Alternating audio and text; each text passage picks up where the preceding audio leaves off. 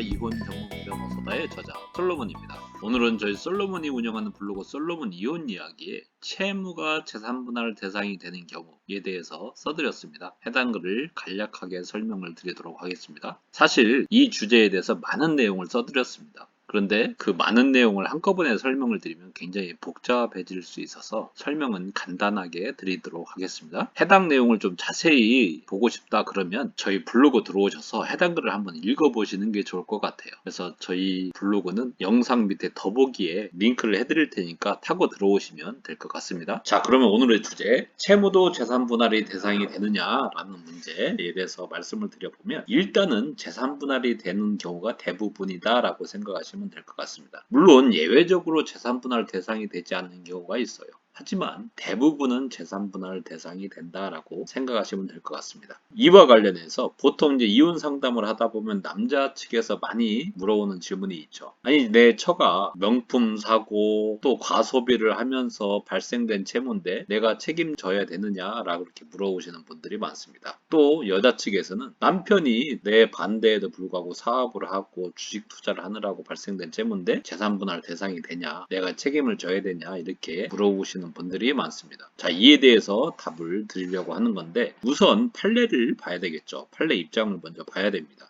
자, 판례는 이에 대해서 뭐라고 하고 있느냐? 혼인 중 부부 공동재산의 형성에 수반해서 발생된 채무이거나 가사를 위해서 발생된 채무이거나 부부 공동의 이익을 위해서 발생된 채무인 경우에는 재산분할 대상이 된다라고 하고 있는 것이죠. 그래서 다시 한번 정리를 해보면 채무가 혼인 중 발생된 채무이고 그 채무가 부부 공동재산 형성에 수반해서 가사를 위해서 부부 공동의 이익을 위해서 발생된 채무라고 하면 재산분할 대상이 된다라고 생각하면 됩니다. 그런데 재산분할 하다 보면 대부분 이에 해당됩니다. 이에 해당되기 때문에 재산분할 대상이 되죠. 그래서 일단은 재산분할 대상이 된다라고 생각을 하시면 됩니다. 자, 그런데 예외적으로 채무가 재산분할 되지 않는 경우가 있습니다. 자, 살펴보면 첫 번째로 이혼 시 재산분할 대상이 되는 채무는 혼인 중에 발생된 채무라고 했죠. 그렇기 때문에 혼인 전에 이미 있었던 채무이거나 아니면 이미 혼인 관계가 실질적으로 파탄난 이후에 발생된 채무다. 그럼 재산분할 대상이 되지 않겠죠. 근데 적극재산인 특유재산도 예외적으로 재산분할 대상이 되기도 하잖아요. 마찬가지로 혼인 전에 이미 있었던 채무도 혼인기간이 좀 길어진다든지 그러면 재산분할 대상이 되기도 합니다. 또 두 번째로 이혼 시 재산분할 대상이 되는 채무는 부부 공동재산 형성에 수반해서 가사를 위해서 부부 공동의 이익을 위해서 생긴 채무여야 하기 때문에 그렇지 않은 경우에는 재산분할 대상이 되지 않겠죠. 따라서 그런 경우에는 채무자가 오롯이 변제해야 하는 채무가 된다. 예를 한번 들어볼까요? 유흥업소 접대비로 소비한 외상술가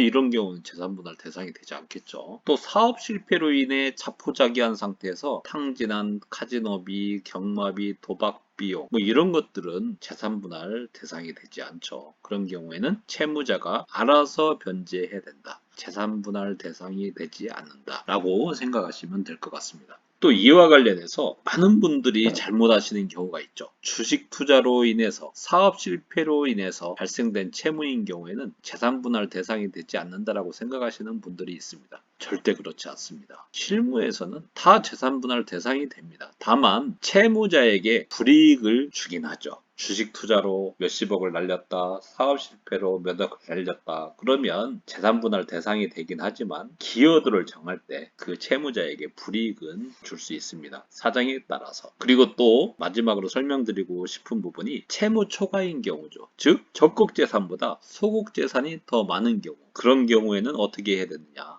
판례는 그런 경우에도 채무를 누구에게 얼마만큼씩 분담시키는 방법으로 재산분할해야 된다라고 하고 있죠. 그래서 만약에 적극재산이 10억 원인데 채무가 20억 원이다. 그러면 채무가 10억 원이 더 많죠. 그러면 순재산이 마이너스 10억 원입니다. 그러면 채무 10억 원을 누구한테 분담시킬 것이냐의 문제로 재산분할을 하게 된다라는 것입니다. 그런데 여기서 또 주의할 점이 있습니다. 보통 재산분할을 할 때는 세 가지 기능을 보죠. 부양적 요소, 손해배상적 요소, 그리고 분배적 요소 이 세 가지 기능으로 보는데 채무 초과 상태에서 채무를 누구한테 얼마큼씩 분담시키는지에 대한 문제에서는 부양적 요소를 가장 적극적으로 고려합니다.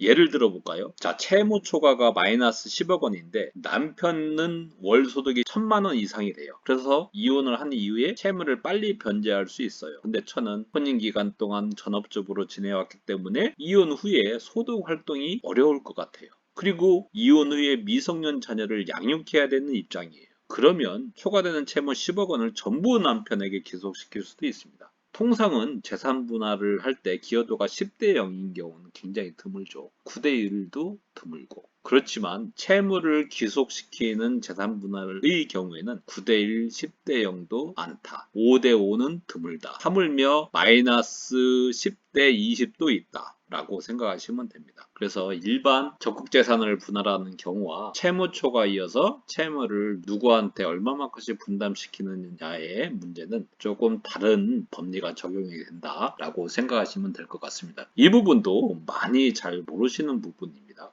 그래서 이 부분을 꼭 주의하셔야 될 것 같습니다. 물론 보통 적극 재산이 많죠. 그래서 채무 초과인 경우는 드물기 때문에 많은 분들이 알 필요는 없습니다. 전문가만 알면 되겠죠? 자, 그래서 오늘은 여기까지 설명을 드리기로 하고 또 여러분들에게 유익한 정보, 좋은 정보를 가지고 다음에 또 찾아뵙도록 하겠습니다. 감사합니다.